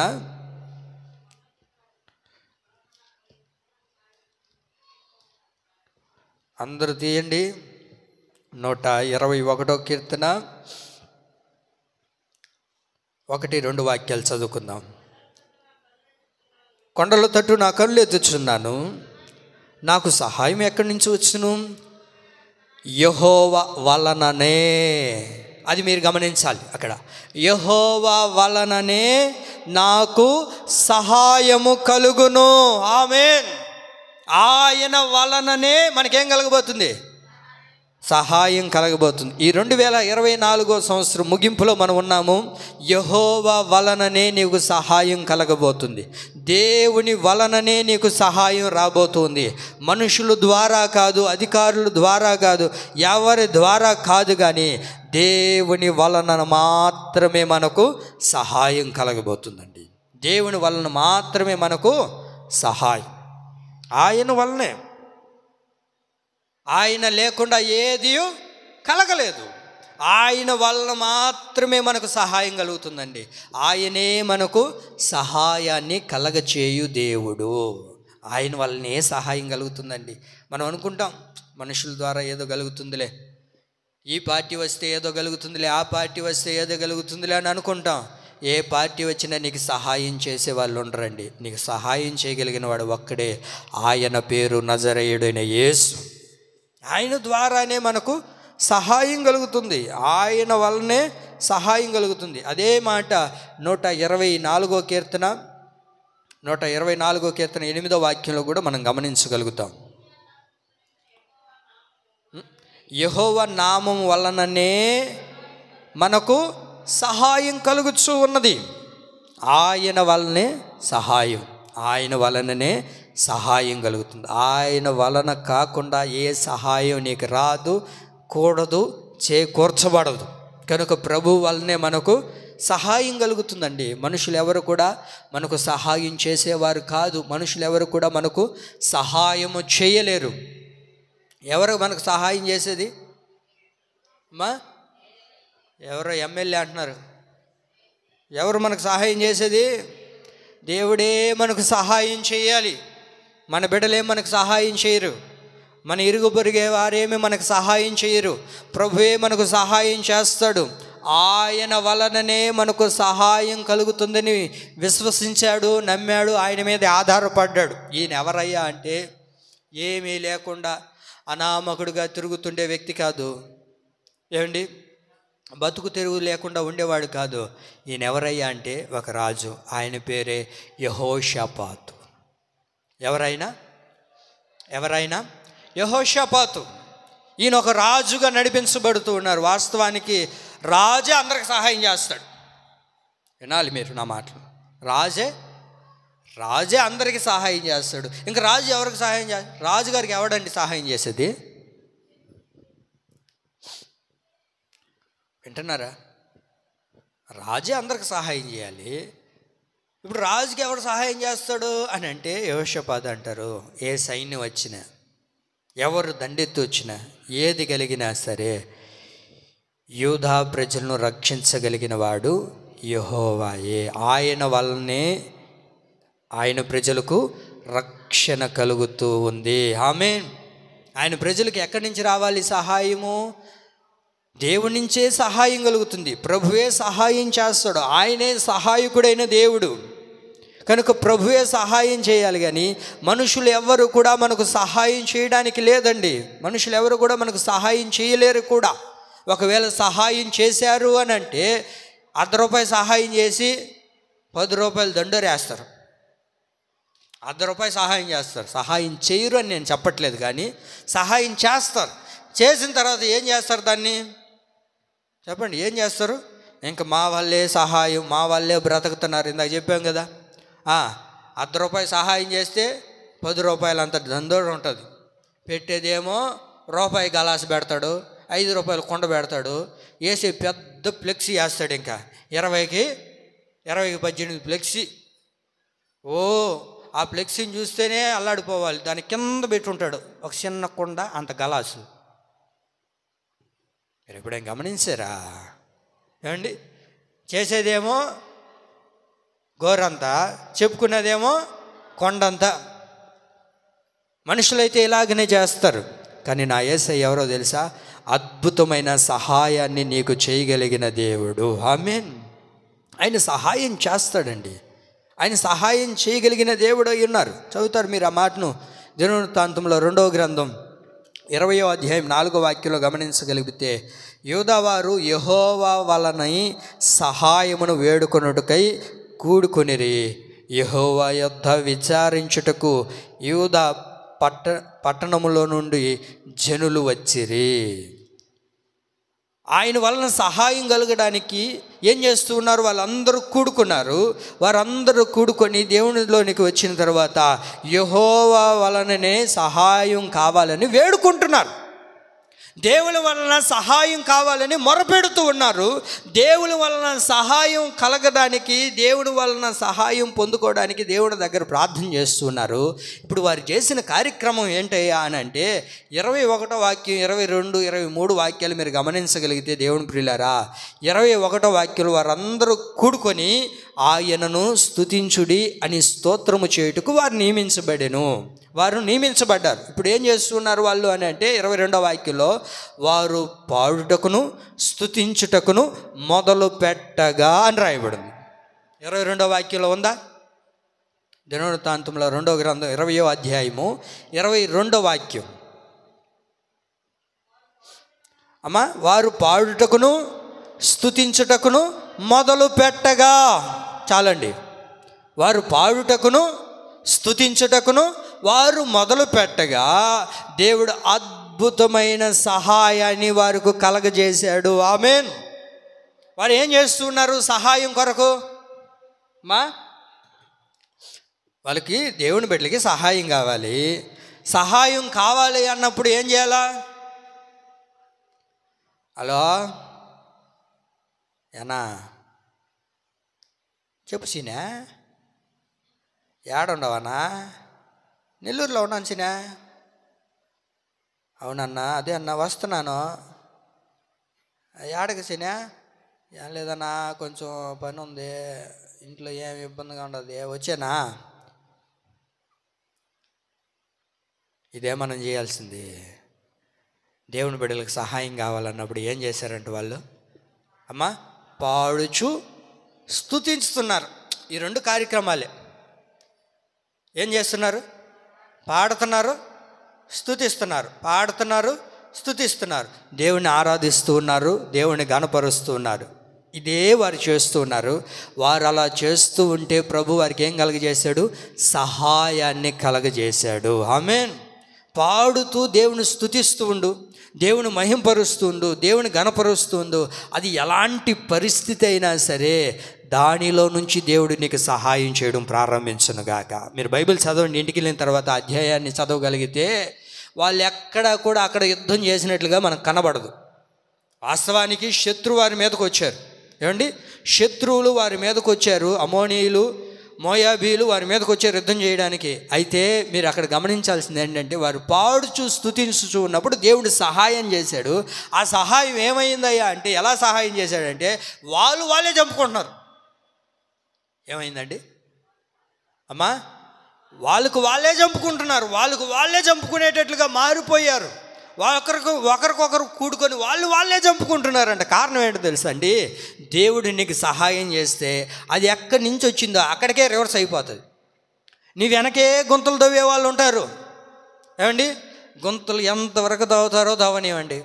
అందుకే మనం వింటూ ఉంటాం కదా, ఎవడు తవ్వుకున్న గుంటలో వాళ్ళే పడతారు, మనకేం ఇబ్బంది లేదు. నువ్వేం చెప్పాలి తెలుసా? అన్నా, దేవన్నా, ఏం చెప్పాలా? రే బామ్మర్ది, ఎంత తవ్వరా, నీ ఓపిక, నువ్వు తవ్వుతా ఉండరా. తవ్వుతున్నప్పుడు మనం ఏం చేయాలా? తిట్టకూడదు. ఏంటి, చా వీడు దుర్మార్గుడయ్యా, నా ఓడు అనుకున్నానయ్యా, నా మనసు అనుకున్నానయ్యా, ఎంత ప్రేమించిన అనబాకండి. ఏం చిన్నాడా, తవ్వుతున్నావా? తవ్వు. ఎంత తవ్వుకుంటాడో తవ్వుకొని అప్పుడప్పుడు కొంతమంది చెప్తుంటారు, ఇదిగో పలానా వ్యక్తి తవ్వుతున్నాడయ్యా, నీ గుంటలు లాడని. ఎంత లాడతాడో లాడని. ఏమండి, ఎంత లాడతాడో లాడనివ్వండి. లోడిన వాడు దాంట్లో పడకుండా పోతాడా? ఏమండి, ఎంత లోడతారో లాడనివ్వండి. ఎంతమంది మన వెనక గోతులు తవ్వుతారో తవ్వనివ్వండి. ఏమండి, ఎవడు తవ్వుకున్న గొంతలో వాడే పడుతున్నట్లుగా వీళ్ళు చూడండి, మోయాబీలు, అమోనీలు దేవుని బిడ్డల మీదకి వస్తే దేవుడు ఏం చేశాడు తెలుసా? వాళ్ళే కొట్లాడుకొని వస్తున్నారు. ఏమండి, వాళ్ళే కొట్లాడుకొని పోతున్నారు, వాళ్ళే అరుచుకొని పోతున్నారు, వారే చంపుకొని పోతున్నారే కానీ దేవుని బిడ్డలు ఎక్కడ కూడా యుద్ధం చేయలేదు. కారణం ఏంటో తెలుసా? వాళ్ళు ఏం చేస్తున్నారు చెప్పండి అండి? పాడుచు స్తుతిస్తూ ఉన్నారు, పాడుచు దేవుని ఆరాధిస్తూ ఉన్నారు. నువ్వు దేవుని సన్నిధిలో పాడుచు స్తుతిస్తూ ఉన్నప్పుడు ఆయనే నీకు సహాయం చేస్తాడండి. ఆయన వల్లనే మనకు సహాయం కలుగుతుందే కానీ ఎవరి వలన మనకు సహాయం కలగదు. ఒకవేళ సహాయం కలిగినా సరే, ఏమండి, మనం చచ్చిపోయినా చెప్తానే ఉంటాడు. మనం చచ్చిపోయినా కూడా చెప్తూనే ఉంటారండి. అందుకే హెబ్రీ పత్రిక 13:6 చదువుతారు మీరు ఆ మాటను. హెబ్రీ పత్రిక 13:6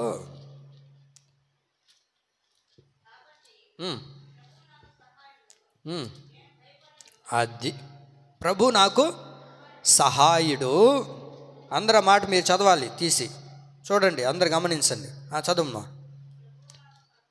ప్రభు నాకు సహాయుడు, నేను భయపడను. అది చెప్పండి. ప్రభు నాకు సహాయకుడు, నేను భయపడను. నరమాత్రుడు నాకేమి చేయగలడని మంచి ధైర్యముతో చెప్పగలవారమై ఉన్నాం. ఎవడు ఏం చేస్తాడో రానివ్వండి అండి. వాక్యం ఏముంటుందో తెలుసా? నరమాత్రుడు నాకేం చేయగలడు? వాడు ఏంటండి మనల్ని చేసేది?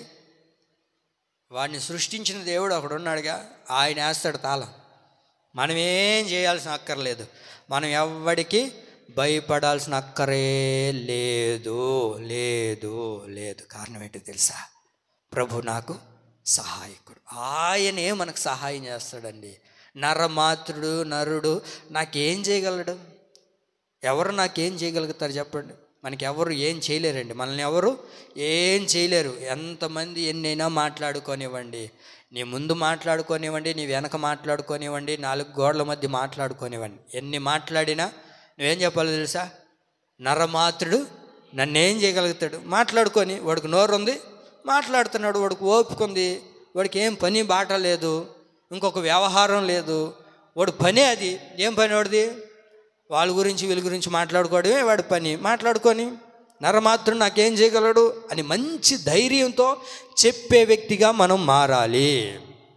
ఏమండి, అలా మనం మారాలి, అలా మనం ఉండాలి అని అంటే దేవుని దగ్గర మనం ఏం చేయాలో తెలుసా? సహాయాన్ని కోరాలి. అగ్రిపరాజు పౌలు గారిని పట్టుకొని వెళ్ళారు, చెరసాల్లో ఉన్నారు, బంధించేస్తున్నారు, మాటలు జరుగుతూ ఉన్నాయి. జరుగుతూ ఉన్నప్పుడు ఆ రాజుగారితో మాట్లాడతారు పౌలు గారు, సహాయం పొంది నేటి వరకు నేను నిలిచి ఉన్నాను అని అంటే అది దేవుని వల్లనే.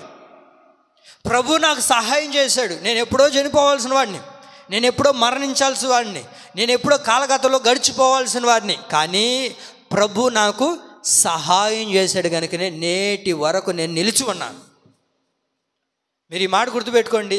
ప్రభు సహాయం చేయకపోతే ఈరోజు మనం బ్రతికి బట్ట కట్టలేమండి. ప్రభు మనకు సహాయం చేస్తున్నాడు గనుకనే నేటి వరకు కూడా మనము నిలిచి ఉన్నాము. ఆమె చెప్పండి, ఎవరి వల్ల? దేవుని వలన సహాయం ఉంది కనుకనే ఈ రోజు కూడా బ్రతికి బట్టగడుతూ అంత అన్నం తినగలుగుతున్నాము అని అంటే అది దేవుని వల్లనే. దేవుడు నాకేం చేశాడు, దేవుడు నాకేం చేయలేదే, అన్నీ ఏం సహాయం చేయట్లేదే అని అనుకోవద్దు. దేవునికి సహాయం చేస్తున్నాడు కనుకనే నేటి వరకు కూడా మనం ఏం చేసాము, నిలిచి ఉన్నాం. మీరు ప్రార్థన చేయండి, శోభ కోసం ప్రార్థన చేయండి. అక్క నాకు చెప్పలేదు, మొహమాట పడిందేమో, లేకపోతే పాస్టర్ గారికి నిదానంగా చెప్దాం అనుకునేదేమో. మీరు చేస్తున్నారు, నాకు చెప్పలేదు అంటున్నాను నేను. కానీ ఎవరెవరు నాకు చెప్పకుండా పోతారా? సరేలే, ఇప్పుడు ఏమండి,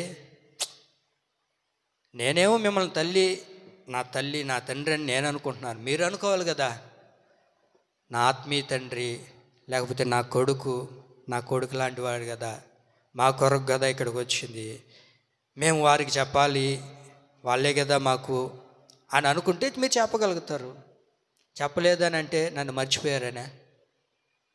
నేను ఈ విషయంలో బాధపడుతున్నాను అక్క, నువ్వేమన్నా అనుకో, నువ్వేమన్నా బాధపడు. ఎందుకంటే నేను అప్పుడప్పుడు నా తల్లిలాగా భావిస్తూ ఉంటాను. ఎందుకంటే ఏ చిన్నది వచ్చినా ముందు జయమ్మ కన్నా నీకే ఫోన్ చేస్తా. ఎందుకనంటే అక్క ఇట్లా ఉంది అని అంటే, నాయన అలా కాదు, ఇలా అని చెప్తూ ఉంటుంది. మరి నా తల్లి అని అనుకున్నప్పుడు ఆమె కూడా బిడ్డగాని భావించుంటే చెప్పుంటుందేమో. కానీ వాస్తవానికి తల్లి గురించి బిడ్డ కనుక్కోకుండా ఉంటాడా? ఏమండి, ఉంటారా? మీరు అనుకుంటూ ఉండొచ్చు, పాస్టర్ మమ్మల్ని పట్టించుకోవట్లేదు, పాస్టర్ గారికి మా గురించి తెలియదని. మీరు నా దగ్గరకు తేకపోయినా ఎవరో ఒకరిని అడిగైనా నేను కనుక్కొని ఏ విషయాలు ఎలా ఉన్నాయి తెలుసుకుంటానే ఉంటాను. మీరు ఎక్కడున్నా అప్పుడప్పుడు చెప్తుంటాను, ఏమండి మీరు ఎక్కడున్నా సరే నా మనసు మీ వెనకే తిరుగుతూ ఉంటుంది. గెహజీ వెనక తిరిగినలా సేవకుడికి మనసు తిరిగిందా లేదా? నా మనసు కూడా ఇప్పుడు తిరుగుతూనే ఉంటుంది మీ వెనక. మీరు పట్టించుకోరు అంతే. మీరు నన్ను పట్టించుకోకపోయినా నేను మిమ్మల్ని పట్టించుకుంటా. మా తల్లి కోసం, అక్క కోసం ప్రార్థన చేయండి. కొంచెం అనారోగ్యం చేత బాధపడుతున్నారు. ప్రభు అరికాలు మొదలుకొని నడినెత్తి వరకు ప్రభువే స్వస్థపరుచునుగాక. ఆయన సహాయాన్ని ఆ తల్లిగారికి ప్రభు అనుగ్రహించునుగాక. మెండైన కృపను ప్రభు కలగచేయునుగాక. ఎందరికో సహాయం చేశారు ఆ తల్లి. మరి ఆమె అంతమందికి సహాయం చేసినప్పుడు ప్రభు ఆమెకి సహాయం చేయకుండా వెళ్ళిపోతాడా? దాటకుండా చూడకుండా వెళ్ళిపోతాడా? ఖచ్చితంగా సహాయం చేస్తాడు. రకరకాల మాటలు వినబడుతుంటాయక్క, నువ్వేం భయపడబాక. ఈ నెలలో ప్రభు ఖచ్చితంగా నీకు దేవుడు సహాయం చేయబోతున్నాడు. ఆమేన్. ఆయనే నీకు సహాయం చేస్తాడు. నరమాత్రుడు ఎవడు కూడా నేమి చేయలేడు, ఏది కూడా నీ దగ్గరికి రాదు. ప్రభువే సహాయం చేయనుగాక. సహాయం చేస్తున్నాడు కనుకనే నేటి వరకు బ్రతుకున్నాం. కొంతమంది మూర్ఖులు ఉంటారు, వాళ్ళని కొట్టాలి కర్ర ఎత్తుకొని, దేవుడు ఏం చేయనాడు మాక, మేము ఎందుకు రావాలి మందిరానికా? రాకపోతే పో, నీ వల్ల ఒరిగేది ఏముంది, వచ్చేది ఏముంది? ఏమండి, నేటి వరకు బ్రతికున్నాము అని అంటే పౌలు గారు అంటారు, నేటి వరకు నేను నిలిచి ఉన్నానంటే రాజా నా పేరును బట్టి, నా పలుకుబడిని బట్టి, నా హోదాను బట్టి, నాకున్న ధనాన్ని బట్టి కాదు, ప్రభు వలన సహాయము వలననే. ఆమె దేవుని వలన సహాయం ఉంది కనుకనే నేటి వరకు బ్రతికున్నామండి. లేకపోతే ఎప్పుడో పరదేశులము ప్రియులారా ఆ పాట పాడేసి ఉండాలా.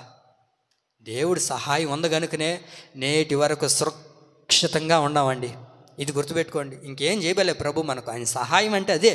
నేటి వరకు నిలిచి ఉన్నాం, నేటి వరకు దేవుడిని ఆరాధిస్తున్నాం అంటే దేవుడు చేసిన సహాయం మనల్ని బ్రతికించడమే, మనల్ని నడిపించడమే. ఇంకేం చేయాలి నీకు?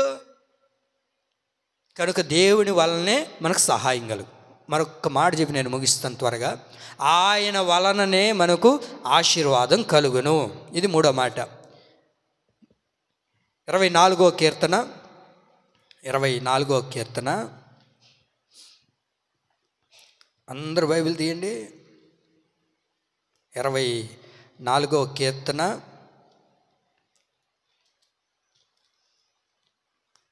24వ కీర్తన 5వ వాక్యం చదవండి. వాడు యెహోవా వలన ఆశీర్వాదము నొందును. చాలండి. వాడు యెహోవా వలన ఆశీర్వాదము నొందును. ఎవరి వలన మనకు ఆశీర్వాదం కలుగుతుంది? దేవుని వలనే మనకు ఆశీర్వాదం కలగాలి. దేవుని ద్వారానే మనకు ఆశీర్వాదం రావాలి కానివ్వండి, వారి ద్వారా వీరి ద్వారా ఎవరి ద్వారా మనకు ఆశీర్వాదం రాదండి. మనకు ఆశీర్వాదం రావాలన్నా, ఆశీర్వాదం కలగాలి అని అన్నా మనం ఏం చేయాలో తెలుసండి? దేవుని వలన మాత్రమే, చెప్పండి, దేవుని వలన మాత్రమే ఆశీర్వాదం కలుగుతుంది. వాడు అని రాయబడింది. వాడు యెహోవా వలన ఆశీర్వాదం నొందును. ఎవడు వాడు? పై వాక్యం చదవండి, 4వ వాక్యం చదవండి. వ్యర్థమైన దాని యందు మనసు పెట్టకయు, కపటముగా ప్రమాణము చేయకయు, నిర్దోషమైన చేతులు, శుద్ధమైన హృదయం కలిగి ఉండువాడే వాడు యెహోవా వలన ఆశీర్వాదము నొందుతాడు. వ్యర్థమైన దాని మీద మనసు పెట్టకూడదు. ఆశీర్వాదం కావాలని చెప్పి వ్యర్థమైన దాని దగ్గర అంతా తిరుగుతుంటారు. ఎందుకంటే అక్కడికి వెళ్ళారు, ఎందుకంటే ఇక్కడికి వెళ్ళారు అని అంటే ఆశీర్వాదం తెచ్చుకోవడానికంట. వ్యర్థమైన దాని మీద మనసు పెట్టకయు, కపటమైన ప్రమాణము చేయకయు, నిర్దోషమైన చేతులను, శుద్ధమైన హృదయము గలవాడు ఎవడైతే ఉంటాడో వాడు అడగకనే దేవుడు వాడిని ఆశీర్వదించడం ప్రారంభిస్తాడు. ఆమేన్. నీవు అడగకుండానే ప్రభువు వలన నువ్వు ఆశీర్వాదం పొందుకుంటావు. ఇలా ఉండగలిగితే దేవుని వల్లనే మనకు ఆశీర్వాదం కలుగుతుంది. దేవుని వల్లనే మనం ఆశీర్వదించబడతాం. అందుకే దినవృత్తాంతముల 1వ గ్రంథం 17వ అధ్యాయం 27వ వాక్యంలో, నీవు ఆశీర్వదించిన ఎడలా ఎన్నటెన్నటికి అది నిలిచి ఉంటుంది. దేవుడు ఆశీర్వదించాడు అనుకోండి, ఎంతమంది ఎన్ని రకాలుగా ఆలోచించి ఆశీర్వాదాన్ని మన దగ్గర నుంచి తీసివేయాలనుకున్నా అది పోదు. ఎందుకో తెలుసా? దేవుడి వలన మనం ఆశీర్వదించబడ్డాం కనుక అది ఎన్నటెన్నటికి మనతోనే ఉంటుందండి. ఆమేన్. దేవుడు నిన్ను ఆశీర్వదించాడా? అది నీతో పోదు. నీకు, నీ బిడ్డలకి, బిడ్డల మీదకి ఆశీర్వాద ప్రవాహం వస్తూనే ఉంటుంది.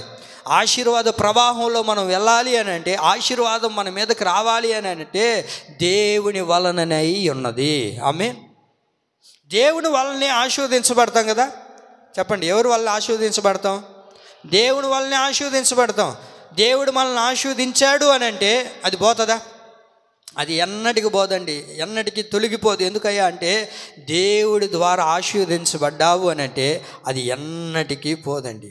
మరి కొంతమంది జీవితాల్లో ఆశీర్వాదం పోతూ ఉంది. ఆశీర్వాదాన్ని చూడలేకపోతున్నారు, ఆశీర్వాదాన్ని అనుభవించలేకపోతూ ఉన్నారు. ఈ మాటలు నేను చెప్పి ముగిస్తాను.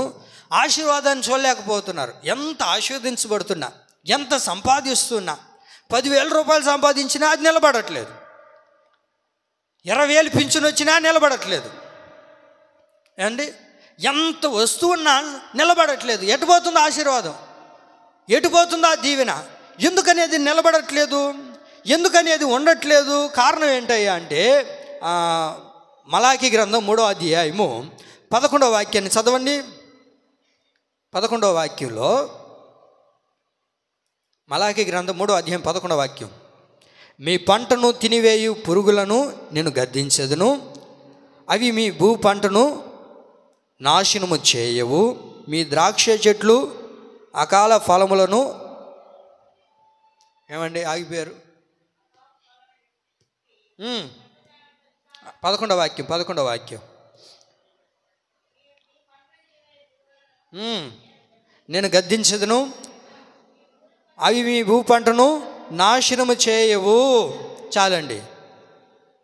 దేవుడు ఇట్లా స్పష్టంగా చెప్తున్నాడా? మీకు కలిగిన ఆశీర్వాదం, మీరు పొందుతున్న దీవెన, మీరు అనుభవిస్తున్న దాన్ని ఏది కూడా, ఏ పురుగు కూడా తిననివ్వకుండా నేను చేస్తాను. కానీ ఈరోజు ఎందుకని మనం ఆశీర్వాదం పురుగులు తినేస్తున్నాయి? వినాలి, మన ఆశీర్వాదం ఎందుకని పురుగులు కూడా వేస్తున్నాయి? ఒక చెట్టు నాటామండి, ఆ చెట్టు ఫలింపులోనికి వస్తే తినాలనే కదా ఆశపడతాము. మరి 10,000 రూపాయలు పింఛను వస్తుందంటే అది మనం తినాలనేగా, మనము మన బిడ్డలు తిని సంతోషంగా ఉండాలనేగా.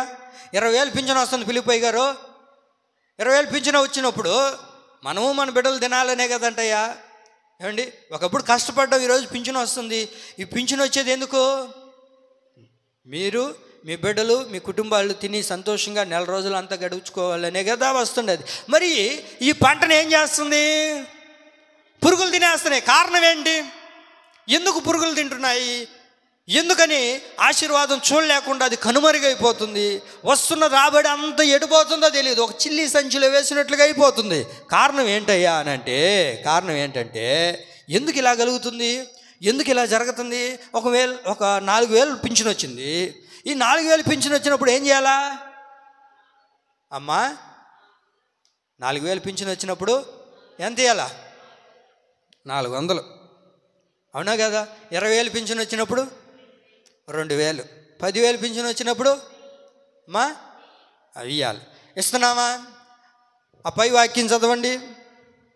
9, 10 వాక్యాలు చదవండి. 9వ వాక్యం, 8వ వాక్యం చదవండి. అయితే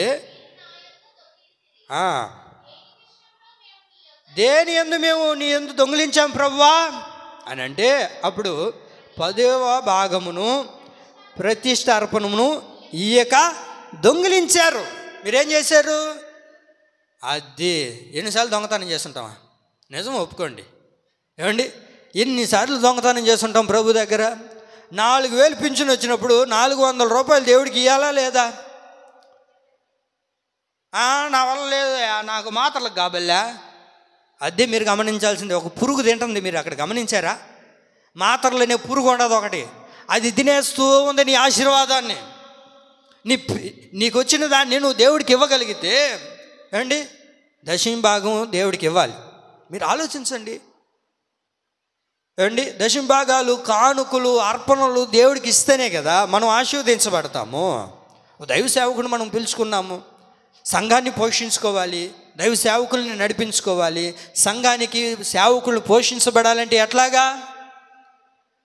మనం ఇచ్చే కానుకలను బట్టే కదా, మనం ఇచ్చే 10వ భాగాలను బట్టే కదా, మనం చేసే దాన్ని బట్టే కదా. అప్పుడప్పుడు నేను సుశీలమ్మ తల్లి ఇంటికి వెళ్తాను. చెప్పమంటావా? చెప్పు. ఇంకెందుకయ్యా మునిగిన దానిక చలి ఏముంది అంటావా?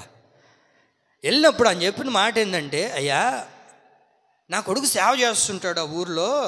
ఏ ఊర్లో?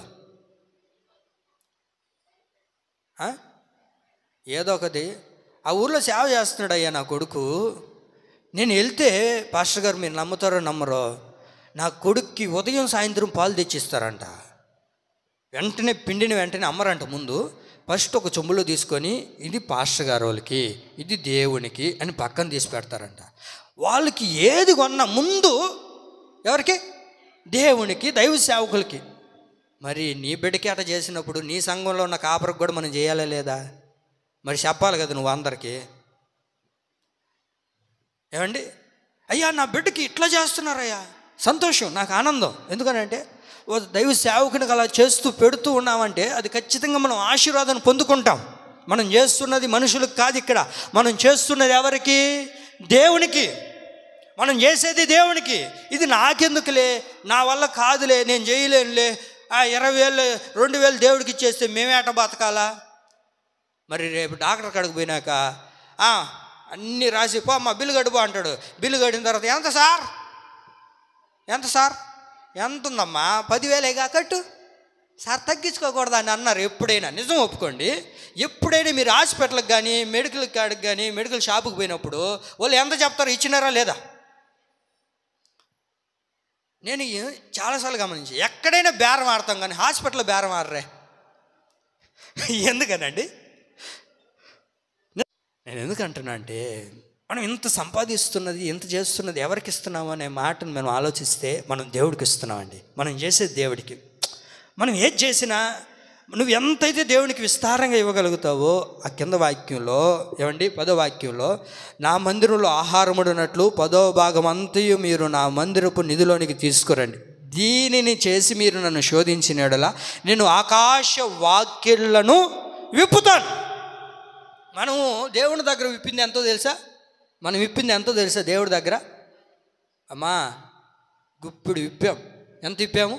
దేవుని దగ్గర గుప్పిళ్ళు విప్పాం. మనం గుప్పిళ్ళు విప్పగలిగితే దేవుడు ఏం చేస్తాడో తెలుసా? ఆకాశ వాక్యలనే విప్పగలుగుతాడు నీ కొరకు. చప్పలు కొడదామా? యేసయ్యకు మహిమ కలుగును గాక. మనం ఏం చేయాలా? గుప్పిట్లు విప్పాలా. మనం దశమ భాగం కరెక్ట్గా ఇవ్వాలండి. మనకి ఎన్ని అయినా రాని ఫస్ట్ వస్తానే మీరేం చేయాలి తెలుసా? మీకు ఏమండి శాలరీ వచ్చినా లేకపోతే పింఛన్ వచ్చినా ఏది వచ్చినా సరే మీరేం చేయాలి తెలుసా? వెంటనే ఇంకా ఆలస్యం చేయబాకండి. జయమ్మ గారు ఒక పని చేయాలి. మనం ఒక పిన్ను ఇప్పుడు ఆడ తగిలిచ్చున్నాం చూసారా, అట్లాంటి పిన్ను రేపు రండి ఆదివారం. అట్లాంటిది బ్రష్లు దోముకునే బాక్స్ ఒకటి ఉంటుంది, అట్లాంటిది వైట్ పేపర్ పాకెట్ పెట్టుకుంటాం కదా, అట్లాంటి ఒక కట్ట తెచ్చాడు, పెట్టేయండి. ఇంకా చూడండి, నా దేవుడు మిమ్మల్ని ఆశీర్వదించకపోతే ఆమేన్. ఎందుకు మేము చూసుకుంటా ఉండడానికి కాదు, అవి కానుకలు పెట్టుకోవడానికి దశమ భాగాలు. మళ్ళీ అట్టే ఉండొచ్చు బాకండి. వింటున్నారన్న మాటలు. మీరు గుప్పిళ్ళు విప్పగలిగితే ఖచ్చితంగా దేవుడు ఆకాశ వాకిళ్ళని విప్పుతాడండి. ఆయన ఎప్పుడు విప్పుదామా అని ఉన్నాడు అక్కడ.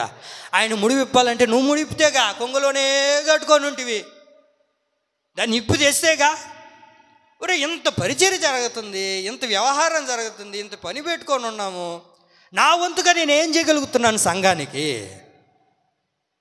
ఆడవాళ్ళు చేస్తారులే మనకి ఎందుకులే అని అనుకోని ఇంట్లో కూర్చొని ఉంటారా? ఏమండి ఎంత అవుతుంది మీరు అడగండి, ఏం ఇబ్బంది లేదు. జయమ్మ తల్లిని ఉన్నారు పెద్దలు, వాళ్ళని అడగండి, అయ్యా ఎంత అవుతుంది దీనికి, ఇది ఎంత అవుతుంది, ఇది ఎంత అవుతుంది అని అడగండి. ఎందుకు అడగమంటున్నాను అంటే, అడిగితే మీకు కూడా ఒక అవగాహన వస్తుంది. దానికి ఎలా వస్తుంది, ఏం చేస్తున్నారు, ఇంత డబ్బులు అవుతుందా. అది అనుకున్నాం 10,000 20,000తో అయిపోతుంది. అమ్మో అంత అవుతుంది, అది ఇప్పటికే 40 అయిపోయింది, ఇంకా ఉంది కొరవ. ఆడకి 45, ఇంకా ఉంది కొరవ, ఇంకా చాలా పనులు ఉన్నాయి, పెయింట్ పనులు చేయాలి. ఎక్కడి నుంచి వస్తాయండి? మనం దేవుడికి ఇస్తేనే కదా. ప్రభు ఏమంటున్నారు, మీరు తిండి, నా మందిరం నిధిలోనికి మీరు తీసుకురండి, ఇవ్వండి. తల్లి సుశీలమ్మ తల్లి 20,000 వచ్చినప్పుడు దేవుడు ఖచ్చితంగా నీకు ఇవ్వకపోతే, నేను ఇల్లే కట్టుకోలేదయ్యా నేనే ఆడిచ్చేది అంటావా? నువ్వు విప్పు, నీ గుప్పిట్లు విప్పితే ప్రభు ఏం చేస్తాడు? ఆకాశ వాకిళ్ళనే విప్పుతాడండి. ఆమేన్. నువ్వు గుప్పిట్లు విప్పావు, ఆయన ఏం చేస్తాడు నీ కొరకు? ఆకాశ వాకిళ్ళు విప్పుతాడు. ఇంత పరిచర్య జరుగుతుంటే, ఇంత జరుగుతుంటే ఎక్కడి నుంచి వస్తుంది? సంఘాన్ని పోషించాలి, సేవకులను పోషించాలి, ఏమండి సంఘానికి ప్రతిదీ తీసుకురావాలి. ఇంత వ్యవహారం ఉంది, ఇన్ని ఉన్నాయే, ఎక్కడి నుంచి వస్తుంది? మనం అందరం చేసుకుంటేనే కదా, మనం అందరం ఇస్తేనే కదా. ఎక్కడి నుంచి వస్తుందండి? ఎవరు చేస్తారు మనకు చెప్పుకోండి? మనమే చేసుకోవాలి. మన మందిరం, మన సంఘం, మనకెవరు ఎవరండి? ఏమండి మనకెవరు? మనకేమి అమెరికా నుంచి రావట్లే. కొంతమంది చెప్తారు మీకు పై నుంచి వస్తుందంటాయా. నన్ను కొంతమంది అడుగుతుంటారు, నేను ఎప్పుడైనా ఆడ తిరుగుతుంటా, పాస్టర్ గారు మీకు ఏమన్నా పై నుంచి వస్తుందా? పై నుంచి అంటుంటాడు. నేను చెప్పాను, అవునే పై నుంచి వస్తుందని చెప్పిన. పై నుంచే వస్తుంది. పైన ఉన్న పరమందున్న ఆశీనుడైన యేసుక్రీస్తు ప్రభులు వారు మాకు ఇస్తున్నాడు, మమ్మల్ని పోషిస్తున్నాడు, ఆయనే మా సంఘాన్ని నడిపిస్తున్నాడు. దేవుడికి మహిమ కలుగును గాక. మీరు తెచ్చిస్తేనే కదా, మనం చేసుకుంటేనే కదా ఈ పనులన్నీ జరుగుతాయి. ఎక్కడి నుంచి వస్తాయి చెప్పండి? మందిరపు నిధుల్లోనికి మనం తీసుకొని వస్తే ఖచ్చితంగా దీవెనను ప్రభు మనకు కలగజేస్తాడు. ఆమె ఇంకా పనులు ఉన్నాయి, రేపు నుంచి పెయింట్ పనులు ఉన్నాయి, ప్రార్థన చేయండి అని అన్నాము అని అంటే ప్రార్థన చేసేవాళ్ళే కానీ ప్రార్థన చేయాలి. ప్రార్థనతో సహా ఏం చేయాలా? సహకరించే వాళ్ళు కూడా కావాలండి. ప్రార్థన మనం ఎంత చేస్తున్నామో దానికి నీ వంతుగా నువ్వేం సహాయం చేయగలుగుతున్నావు, నీ వంతుగా నువ్వేం చేయగలుగుతున్నావు. ఇదిగో నా వంతు ఇది, నేను ఇదిగో ఇది చేస్తున్నాను. ఒక మాట గుర్తుపెట్టుకోండి, మీరు చేసింది ఎవ్వరికి తెలియాల్సిన అవసరం లేదండి. ఆకాశమందున్న దేవుడికి తెలిస్తే చాలు.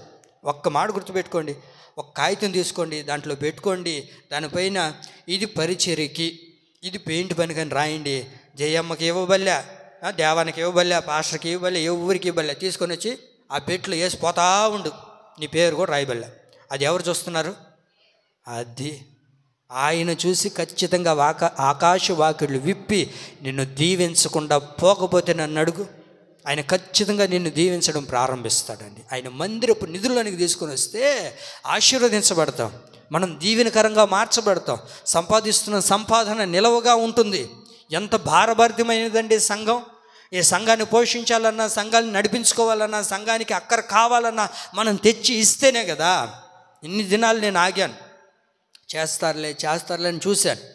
ఎవరు ఏమనుకునేటట్లేదు. ఏమండి ఎవరో ఒకరు వచ్చి ఇదిగో ఇదండి నా వంతుగా, పాస్టర్ గారు ఇదిగో ఆ మందిరానికి పెయింట్ పని జరుగుతుంది కదా, నా వంతుగా ఇది ఇస్తాను. రేపు క్రిస్మస్ జరుగుతుంది కదా, ఇదిగో నా వంతుగా ఇది, ఇదిగో ఏదో నీ చేతుల్లో నువ్వేమి అంత తీసుకొని వచ్చి ఊడ్చుకొని వచ్చి పెట్టమనట్లేదు. ఇక్కడ నీకు తగింది. అది 10 రూపాయలైనా కానీ 20 రూపాయలైనా కానీ 10 అయితేనే కదా 100 అవుతుంది.